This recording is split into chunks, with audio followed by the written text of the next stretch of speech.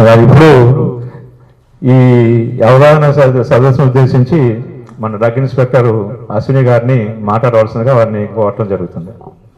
ఏదైనా ఒక మెడిసిన్ అనేది మనకి మార్కెట్లోకి రావాలి అని అంటే ఫస్ట్ దాని ఇన్నోవేషన్ అనేది ఉంటుంది. సో ఈ ఇన్నోవేషన్ అనేది ఫస్ట్ ఏపీఐ చేస్తారండి, యాక్టివ్ ఫార్మస్యూటికల్ ఇంగ్రీడియంట్. సో దీనికి థెరపీటిక్ యాక్టివిటీ అనేది ఉంటుంది. సో దీన్ని ఫస్ట్ ఇన్నోవేషన్ చేస్తారు, దీన్ని కనుక్కుంటారు అన్నట్టు. దీన్ని కనుక్కున్న తర్వాతకి ఈ ఏదైతే ఏపీఐ ఉంటుందో ఈ యాక్టివ్ ఫార్మస్యూటికల్ ఇంగ్రీడియంట్ని కనుక్కుంటారు. కనుక్కున్న తర్వాతకి దీనిని ల్యాబ్లో టెస్ట్ చేస్తారు, మైక్రో ఆర్గానిజమ్స్ పైన యాక్టివిటీ ఉంటుందా లేదా అనేది. దాని తర్వాతకి యానిమల్స్ పైన టెస్ట్ చేస్తారు. దాని తర్వాతకి క్లినికల్ ట్రయల్స్ అనేవి కండక్ట్ చేస్తూ ఉంటారు అన్నట్టు. So phase 1, phase 2, phase 3, phase 4 clinical trials. ఈ అన్ని క్లినికల్ ట్రయల్స్ ఎఫెక్టివ్గా పాస్ అయిన తర్వాతకి మాత్రమే అది మార్కెట్లోకి రావడం అనేది జరుగుతుంది. సో ఈ ఏపీ అనేది యాక్టివ్ ఫార్మస్యూటికల్ ఇంగ్రీడియంట్కి సో ఒక ఫార్ములేషన్ ఫామ్లోకి తీసుకొస్తారు, లైక్ టాబ్లెట్స్, సిరప్స్, సొల్యూషన్స్.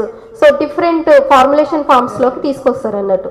తీసుకొచ్చిన తర్వాతకి అది మార్కెట్లోకి రిలీజ్ అయిన తర్వాతకి కూడా ఫేజ్ 5 క్లినికల్ ట్రయల్స్ అనేవి జరుగుతాయి అన్నట్టు. సో ఈ ఇన్నోవేషన్కి సంబంధించింది R&D, రీసెర్చ్ అండ్ డ్రగ్, వాటన్నిటికి సంబంధించి వాళ్ళు పెట్టినందుకు వాళ్ళకి పేటెంట్ అనేది ఇవ్వడం జరుగుతుంది. ఒక 20 years ఎక్స్క్లూజివ్గా ప్రివిలేజ్గా ఆ కంపెనీ వాళ్ళకి 20 years పేటెంట్ ఇవ్వడం జరుగుతుంది. సో ఆ 20 years ఆ కంపెనీ మాత్రమే ఆ యాక్టివ్ మెడిసిన్స్ అనేది మార్కెట్లోకి రిలీజ్ చేయడం జరుగుతుంది అన్నట్టు. సో ఈ 20 years తర్వాతకి ఆ మెడిసిన్ అనేది ఎవరైనా సరే సింథసిస్ చేయొచ్చు, ఎవరైనా సరే మార్కెట్లోకి రిలీజ్ చేయొచ్చు.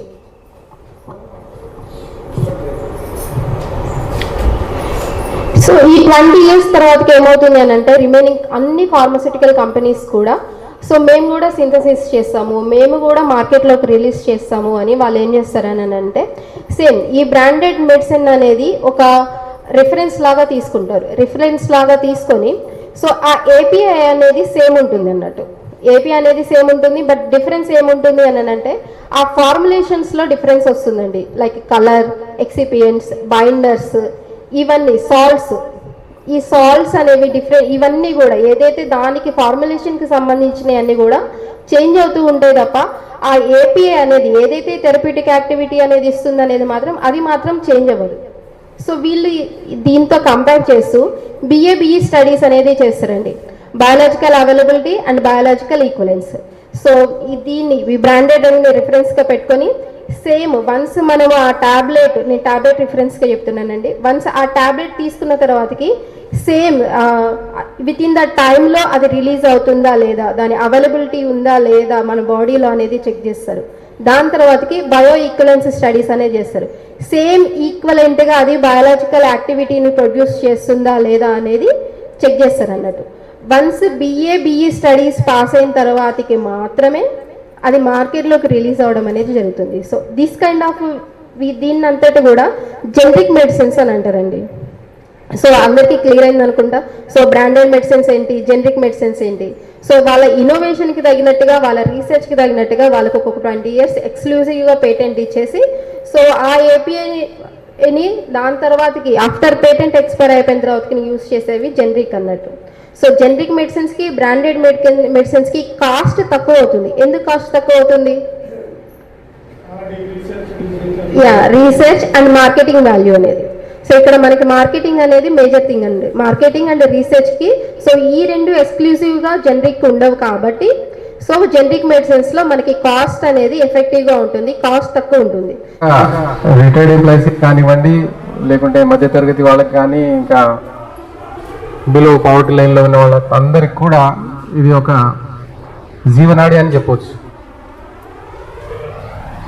ఎందుకంటే మందులు లేకుండా ఒక జబ్బుని మనం బీపీ కానివ్వండి, షుగర్ కానివ్వండి, వీటిని కంట్రోల్ చేయడం కష్టం. ఒక 2-3 రోజుల డోసులు మర్చిపోతే మనల్ని మనం మర్చిపోవాలి.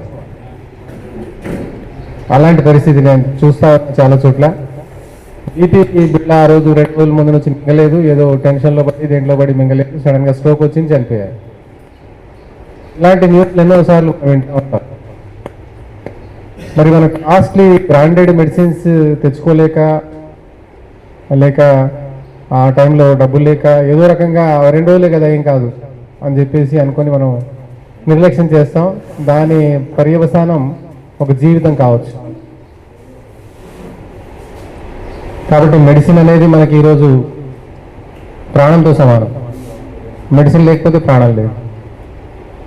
అలాంటి మెడిసిన్ మరి మనం అధిక ధరలకు కొనాల్సిన అవసరం లేదు. ఎందుకంటే నేను కూడా హైపర్ టెన్షన్తో బాధపడుతున్నా. హైపర్ టెన్షన్లో 3 డ్రగ్స్ ఉండేవి నాకు. 3 డ్రగ్స్ నుంచి సింగిల్ డ్రగ్ టాబ్లెట్కి వచ్చిన టెల్విసాటాన్ 20 mg. నేను కూడా జనరిక్లోనే కొంటా. నేను జిల్లా అధికారినైనా జనరిక్ కొంటా. జనరిక్ గోళీ పొద్దున్నే మింగి వచ్చిన జనరిక్ గోళీ అవైలబుల్ లేకపోతే నా గవర్నమెంట్ టాబ్లెట్స్ అని నా సరుకులో ఉంటాయి, నా టేబుల్లో ఉంటాయి. డ్రాలో నుంచి తీసి జనరిక్ కొనలేని పరిస్థితిలో ఉంటే నా గవర్నమెంట్ టాబ్లెట్ వేసుకుంటా. అంటే నా టాబ్లెట్ మీద నాకు కూడా నమ్మకం ఉండాలిగా. కాబట్టి గవర్నమెంట్లో ఇచ్చే మందులు కూడా మంచిదే. మీరు కొనాలనుకుంటే జనరిక్ కొనండి, అంతేగాని బ్రాండెడ్ మోజులో కొనాల్సిన అవసరం లేదు. రకరకాల జిమ్మిక్లు వాళ్ళు ఏం చేస్తారు, ఎట్లా చేస్తారు అనేది మనం డ్రగ్ ఇన్స్పెక్టర్ చెప్తారు డీటెయిల్గా. ఆ టాపిక్లోకి నేను వెళ్ళను, ఎందుకంటే మీకు నమ్మకం కలిగించడానికి నేను చెప్పేది ఏంటంటే, నేను వేసుకునే telmisartan tablet 20 mg 42 rupees per strip. పొద్దున్నే దాని రేటు చూసుకొని వచ్చా, మీతో మాట్లాడడానికి వస్తున్నాను కదా మరి చెప్పాలి కదా అని 42 రూపీస్. అది బ్రాండ్ నేను గుర్తుపెట్టుకోవాలి, తెచ్చేది ఉండే నా జేబులో వేసుకొని. కానీ 42 రూపీస్ స్ట్రిప్ వచ్చింది మేడం నాకు. మరి అది జనరికేగా. టెల్మిసాటాన్ 20 mg 42 రూపీస్కి వచ్చిందంటే బ్రాండెడ్ అయితే రాదు.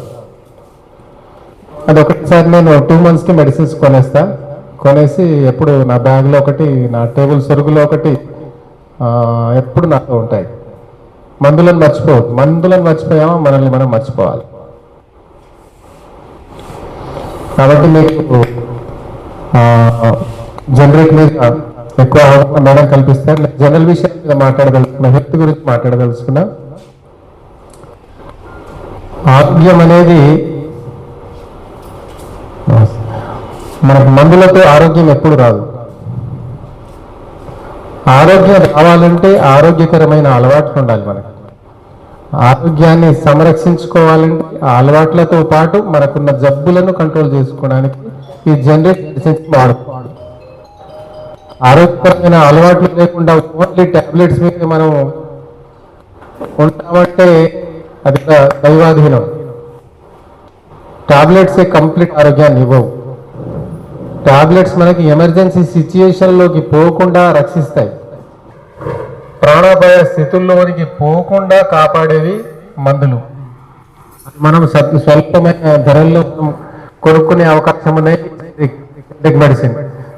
జనరిక్ మెడిసిన్ ఎంత ఖర్చులో వస్తుందంటే దాదాపు రూపాయలు పావలకు వస్తుంది. పావలే ఖర్చు, రూపాయి పెట్టాల్సిన అవసరం లేదు. రూపాయి పెట్టి మనం బ్రాండ్ని కొనాల్సిన అవసరం లేదు.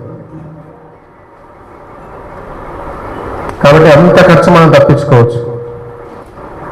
దాదాపు మనకు నెలకి ఒక 2500 రూపాయల మెడిసిన్స్ మనకు ఖర్చు అవుతుంది, 2500 రూపాయలు ఖర్చు అవుతుంది అంటే బ్రాండ్ మందుల్లో. జనరిక్లో మనం 750కే మనం కొనుక్కోవచ్చు. పావలకే వచ్చే మందును వదిలేసి మనం రూపాయి గురించి ఆలోచిస్తాం రకరకాల బ్రాండ్ల కారణంగా. ఆ బ్రాండ్లకి ఎందుకు అంత ఖర్చు అవుతుంది అంటే మీకు తెలిసిందే, మంచి అందమైన ప్యాకెట్లో బ్లిస్టర్లో ఇవ్వాల్సి వస్తుంది, అందమైన కలర్లో ఇవ్వాల్సి వస్తుంది. అట్లాగే రకరకాల అడ్వర్టైజ్మెంట్లకు ఖర్చు చేయాల్సి వస్తుంది. అడ్వర్టైజ్మెంట్ వెనకాల నటులను కొనాల్సి వస్తుంది. వీటన్నిటి ఖర్చు తడిసి మోపెడై మనకి రూపాయి ఖర్చు అవుతుంది. రూపాయి ఖర్చు. ఆ రూపాయి ఖర్చుని మనం ఏ హంగామా లేకుండా, ఏవి అందానికి పోకుండా చారణకి పావులకి మనం అసలైన మందును కొనుక్కోవచ్చు. అసలైన మందు తయారీ స్టేజ్లో కానీ, ప్యాకింగ్ స్టేజ్లో కానీ, అది కంపెనీ స్టేజ్లో కానీ, అమ్మే దగ్గర కానీ, వీటన్నిట్లలో అన్ని చోట్ల కూడా తనిఖీలు జరుగుతాయి. అన్ని చోట్ల ప్రమాణాలు పాటిస్తారు. అప్పుడే మందు అది మనకు మార్కెట్లో దొరుకుతుంది. బ్రాండెడ్ మందులకు ఎన్ని టెస్టులు జరుగుతాయో జనరిక్ మెడిసిన్స్ కూడా అన్ని టెస్టులే చేసి దాన్ని మార్కెట్లోకి తీసుకొస్తారు. ఈవెన్ మా గవర్నమెంట్ మందులకు కూడా గవర్నమెంట్ కొన్న తర్వాత టెస్ట్ చేసిన తర్వాత దాని క్వాలిటీ లేదంటే ఆ డ్రగ్ని విత్డ్రా చేస్తారు. 2-3 సందర్భాల్లో నేను చూసా. మా దగ్గర ఏమవుతుందంటే ఒక ప్రోగ్రామ్ ఎన్టీడీ అనేది ఒకటి ఉంటుంది, నేషనల్ డివార్మింగ్ డే, జాతీయ నట్టల నివారణ దినోత్సవం. సంవత్సరానికి 2 సార్లు పిల్లల్లో 18 సంవత్సరాల్లో పిల్లల్లో గవర్నమెంట్ ఫ్రీగా చేస్తుంది. మనం కూడా చేసుకోవాలి నట్టల నివారణ. కానీ ఆ ప్రోగ్రాంకి వచ్చిన మందులు మాకు సప్లై అయిపోయాయి, మా పిఎస్సీలకు సప్లై అయిపోయిన తర్వాత సడన్గా విత్డ్రా చేశారు. ప్రోగ్రామ్ వారంలో ఉంది అనేసరికి మందులు వచ్చాయని చేసి అడ్వర్టైజ్ చేసుకున్నాం, అందరికీ చెప్పుకున్నాం. సడన్గా ప్రోగ్రామ్ క్యాన్సిల్ అయింది. కారణం ఏంటి అని అడిగితే మాకు సప్లై అయిన మెడిసిన్ సబ్స్టాండర్డ్ అనేది తెలియగానే అంత విత్డ్రా వచ్చే ముందు కూడా టెస్ట్ చేస్తారు, మార్కెట్లో వచ్చే కూడా టెస్ట్ చేస్తారు. టెస్ట్ చేసి సబ్స్టాండర్డ్ ఉంటే వెంటనే దాన్ని విత్డ్రా చేస్తుంది గవర్నమెంట్. ఇన్ని కట్టుదిట్టమైన పరీక్షలు ముందు జరుగుతాయి కాబట్టి మనం ఎట్లాంటి డౌట్ పెట్టుకోకుండా జనరిక్ మెడిసిన్స్ వాడుకోవచ్చు. ఈ ఆరోగ్యానికి సంబంధించి మీరు నా గురువు లక్షణాలు చెప్పవచ్చు. మీకు ఆరోగ్యం మీద మంచి అవగాహన ఉంటుంది, ఎందుకంటే మీరు రకాల ప్రాక్టీస్లు మీరు ఈ ఆరోగ్యాన్ని బాగా కాపాడుకోవడానికి మందులతో పాటు వేరే అలవాట్లు కూడా మీరు పాటిస్తూ ఉంటారు. అయినా కానీ చెప్పడం నా బాధ్యతగా చెప్పేది ఏంటంటే, మనం ఫుడ్నే ఒక మందులాగా చేసుకోవాలి. ఫుడ్డే మందు, ఫుడ్ ఈజ్ మెడిసిన్. వేరే మెడిసిన్ వేసుకోకర్లేదు. మనం తీసుకునే ఫుడ్ మనకి ఆరోగ్యాన్ని ప్రసాదిస్తుందా, లేకుంటే అనారోగ్యానికి కారణమవుతుందా? మనం తీసుకునే ఫుడ్ మనం ఆరోగ్యాన్ని సంరక్షిస్తుందా, మనకు రోజువారీ కావాల్సిన క్యాలరీస్ ఇస్తుందా, మన ఆరోగ్యానికి కావాల్సిన పోషకాలను ఇస్తుందా లేదా,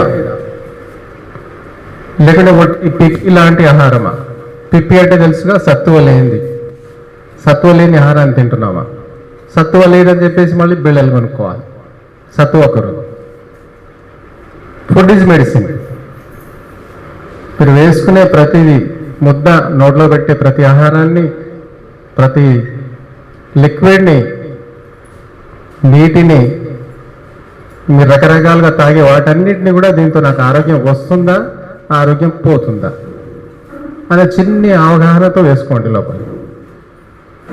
అది ఏదో అవసరాలకు వేసుకున్నాం, మన కిడ్నీ లివర్ డ్యామేజ్ అయింది, మళ్ళీ హాస్పిటల్ పరిగెత్తాలి, మళ్ళీ గోళీలు తెచ్చుకోవాలి. మరి దీన్ని బట్టి మీరు ఆలోచించండి. ఎన్నో కారణాల వల్ల, ఎన్నో టెన్షన్లతోటి, ఎన్నో రకాల వాటిని మీరు ఆ టెన్షన్ని, డిప్రెషన్ని, బాధలన్నీ అన్నింటినీ మర్చిపోవడానికి మనం సాయంత్రం కాగానే కొంచెం మందు తాగుతాం. ఆ మందు మనకు ఆరోగ్యాన్ని ఇచ్చేదై ఉండాలి, ఆరోగ్యాన్ని సంరక్షించేదై ఉండాలి, కొత్త జబ్బులను పుట్టించకుండా ఉండాలి. ఆల్రెడీ ఉన్న మనకు షుగర్ సమస్య కానీ, కిడ్నీ సమస్య కానీ, బీపీ సమస్యను కానీ తగ్గించేందుకు సహకరించేదిగా ఉండాలి, కానీ ఇంకా పెంచేదిగా ఉండకూడదు. తాత్కాలికమైన ఉపశమనం కొరకు, నిద్ర కొరకు మనం మత్తు పానీయాలని తీసుకున్నాం. దాని తర్వాత పర్యవసానం మనం అనుభవించాలి. 1 టాబ్లెట్, 2 టాబ్లెట్లు, 2 పోయి 4, 4 పోయి 8. ఎంతమంది 4 టాబ్లెట్ల మీద ఉన్నారు చెప్పండి? నేను 3 టాబ్లెట్ల నుంచి 1 టాబ్లెట్కి వచ్చా. బీపీ టాబ్లెట్లో 3 మెడిసిన్స్ ఉండే, అట్లాంటిది సింగిల్ డ్రగ్కి వచ్చా. అట్లా మీరు 4 టాబ్లెట్ల నుంచి 1 టాబ్లెట్ రావాలి. టాబ్లెట్ నుంచి అది పోయేట్టు పరిశ్రమించాలి. పరిశ్రమ అంటే ఏం లేదు, మనం తినేది అవగాహనతో తినడం, తాగేది అవగాహనతో తాగడం, అంతే. రోజువారీ మన ఫిజికల్ యాక్టివిటీ ఒక 1 అవర్, హాఫ్ అన్ అవర్ వీలైందే, వాకింగో, యోగానో, ఏది వీలైతే మీ ఏజ్కి సూటబుల్. ఏజ్ సూటబుల్ కానీ చేయదు, వయసుకు తగ్గ ఏదైనా ఫిజికల్ యాక్టివిటీ అనేది ఉండేట్టు చూసుకోండి. మనం చదివేది మంచి క్వాలిటీ ఉండాలి, ఆలోచించేది మంచి క్వాలిటీ ఉండాలి, తినేది మంచి క్వాలిటీ ఉండాలి, తాగేది మంచి క్వాలిటీ ఉండాలి. ఇవి 4 మంచి క్వాలిటీ ఉంటే ఆటోమేటిక్గా మన ఆలోచనలు మన శరీరం అన్ని పద్ధతి ప్రకారం కంట్రోల్లో ఉంటాయి. మీకు ఈ వయసులో బరువుకు తగ్గ ప్రోటీన్ తినాలి. మీరు 70 కిలోల బరువు ఉంటే 70 గ్రాముల ప్రోటీన్ డైలీ తీసుకోవాలి, మజిల్ లాస్ కాకుండా. ఈ వయసులో మజిల్ లాస్ అవుతూ ఉంటుంది. ఎక్కువ మట్టుకు నేచురల్ ఫుడ్ తీసుకోవాలి. నేచురల్ ఫుడ్లో ఉండేది శాకాహారం మెయిన్. మనం ఎట్లయితే మ్యాచింగ్ బట్టలు వేసుకుంటాం, మ్యాచింగ్ షూస్ వేసుకుంటాం, మ్యాచింగ్ అన్నీ వేసుకుంటాం, అదే రకంగా మన శరీరానికి మ్యాచింగ్ ఫుడ్ అనేది నేచురల్ ఫుడ్, నేచర్ ఇచ్చిన ఫుడ్, అది శాకాహారం. వీలైన మట్టుకి శాకాహారాన్ని నమ్ముకోండి, మీ ఆరోగ్యాన్ని కాపాడుకోండి.